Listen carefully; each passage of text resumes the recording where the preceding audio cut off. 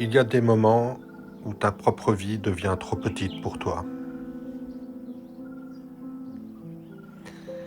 Laisse-moi te raconter l'histoire du jeune Omar. Il grandit tranquillement dans sa carapace, celle qu'il a toujours protégée, celle qui était parfaite quand il était petit. Mais voilà qu'un jour, il se sent à l'étroit. Ses chairs ont grandi, ses membres se sont allongés, et cette carapace qui était son refuge devient sa prison. Il ne peut plus bouger librement. Il étouffe. Chaque geste devient difficile. Et alors, il comprend. Il n'a pas le choix. Il doit fissurer cette carapace, s'en extraire complètement, abandonner cette protection qui fut sa maison pendant des mois. Imagine ce moment terrible. Le homard sort de son armure, complètement nu, la chair tendre et rose, vulnérable à tous les prédateurs. Il doit alors se cacher sous les pierres, dans les crevasses, seul, sans défense, en attendant que sa nouvelle carapace commence lentement à durcir. Des jours, des semaines parfois, à vivre dans cette nudité totale, cette fragilité extrême. Mais c'est ça ou mourir. C'est ça ou suffoquer dans l'ancienne vie devenue trop petite. Françoise Dolto parlait de cette mutation pour décrire l'adolescence. Elle disait « Les adolescents sont comme des homards et des langoustes qui perdent leurs coquilles. Ils se cachent sous les rochers le temps de sécréter leurs nouvelles coquilles pour acquérir des défenses. » Cette métamorphose, elle l'appelait une mort à l'enfance.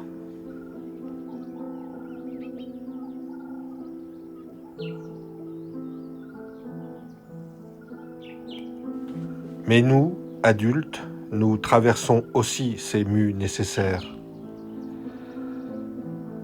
C'est exactement ce que tu vis, n'est-ce pas? Cette sensation d'étouffement dans une existence qui ne te va plus, comme si ta propre vie était devenue trop étroite, trop petite pour ce que tu es devenu. Tu te réveilles le matin et tu sens que quelque chose te serre à la gorge. Cette impression d'être coincé dans un rôle, une routine, des habitudes qui t'épuisent. Tes gestes, tes mots, tes relations semblent t'appartenir, mais ne te ressemblent plus. Tu fais pourtant tout ce qu'il faut faire, tu dis tout ce qu'il faut dire, mais c'est comme si tu jouais à un personnage que tu ne reconnais plus.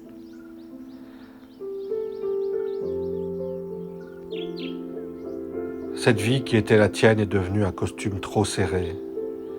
Et quelque chose en toi sait qu'il faut sortir de là, même si tu ne sais pas vers quoi. Le philosophe danois Kierkegaard a exploré cette question dans un livre qu'il a appelé justement « La reprise ». Il y raconte l'histoire d'un jeune homme qui, rongé par la mélancolie, décide de retourner à Berlin où il avait vécu des moments heureux. Il se rappelait le théâtre, la vie animée, cette joie qu'il avait connue là-bas. Il part, pensant revivre tout cela à l'identique. Mais rien ne revient. Au contraire, il se sent encore plus vide, encore plus étranger à lui-même. Cette tentative de répétition pure échoue. Parce que la répétition, c'est vouloir que le même revienne tel quel. Mais le même ne peut jamais revenir. Nous avons changé, le monde a changé. C'est là que Kierkegaard découvre autre chose, la reprise. La reprise, ce n'est pas un retour en arrière, c'est un mouvement en avant. Ce n'est pas retrouver un état antérieur à l'identique, mais prendre à nouveau ce qui a été, d'une manière nouvelle, enrichie, transformé. Comme Job dans la Bible, qui perd tout, ses biens, sa famille, il ne retrouve pas le même à l'identique. Ses enfants ne reviennent pas. Mais il retrouve une nouvelle prospérité, une nouvelle famille. Ce n'est pas une reproduction, mais une bénédiction nouvelle, une reprise de l'existence par la foi, malgré la perte. Un retour créatif, une régénération. C'est exactement ce qui se passe pour toi. Tu ne peux pas revenir à ce que tu étais avant. Cette répétition-là est impossible. Mais tu peux reprendre ta vie d'une manière nouvelle, avec ce que tu as appris dans l'épreuve, avec cette profondeur que la souffrance t'a donnée.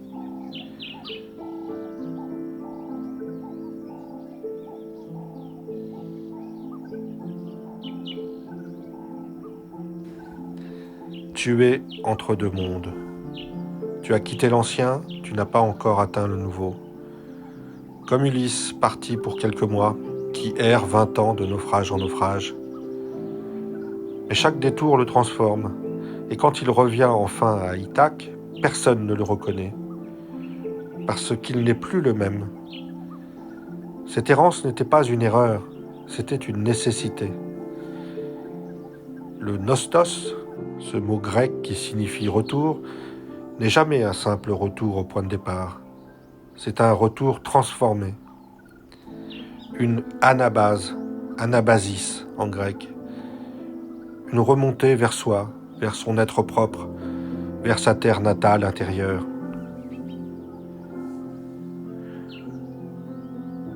Tu n'es plus dans l'ancien, tu n'es pas encore dans le nouveau. Dans cette zone sans frontières, où tous les repères se sont effacés, où tu ne sais plus ce qui est juste, ce qui est possible, ce qui a du sens. Cette fragilité si extrême que parfois tu te demandes si tu vas survivre à cette traversée. Tu es entre deux visages. Il y a ce moment terrible où tu te regardes dans le miroir et où tu ne te reconnais plus. Ce visage que tu portais hier, qui était le tien, qui te ressemblait, s'est fissuré. Les yeux ternes, qui ne sourient plus vraiment, même quand tu essaies. Cette impression étrange de perdre de la consistance, comme si ton visage se défaisait doucement, perdait ses contours, ses expressions familières. Tu cherches dans le miroir celui que tu étais, mais il n'y est plus. Et celui que tu deviens n'est pas encore là. Juste cette sensation troublante d'être entre deux visages. L'ancien qui s'estompe, le nouveau qui tarde à venir.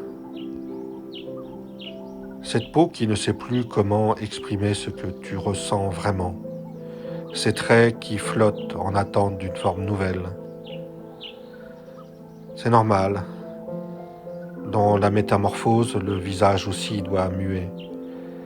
Accepter de ne plus se reconnaître pour un temps, d'avoir l'air absent, décalé, pas tout à fait là, parce que tu n'es plus tout à fait le même.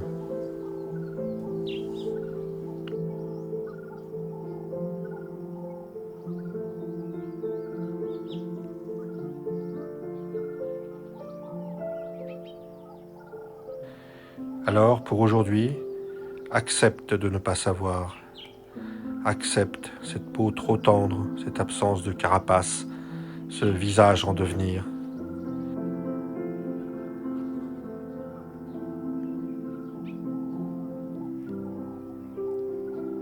Tu es exactement où tu dois être, entre deux visages, entre deux vies, entre deux mondes.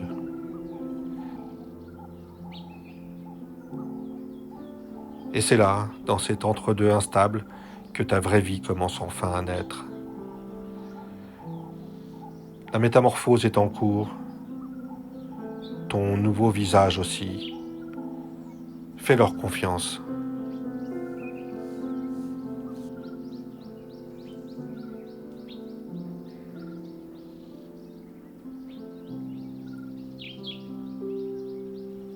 Mais écoute bien, cette nudité que tu vis, cette vulnérabilité qui te terrorise, c'est exactement l'endroit où quelque chose de nouveau peut commencer à pousser. Le homard le sait. Il se cache sous les rochers. Il attend. Il fait confiance à ce processus qu'il ne maîtrise pas. Quelque chose en lui sait que la nouvelle carapace viendra, plus large, plus souple, adaptée à ce qu'il est devenu. Quelque chose en toi le sait aussi. Même si ton mental l'a oublié, même si tu as l'impression d'être complètement perdu, cette sagesse des métamorphoses coule dans tes veines depuis des millions d'années. Tu n'es pas en train de te perdre, tu es en train de muer. Il y a quelque chose de beaucoup plus grand que toi qui sait ce dont tu as besoin.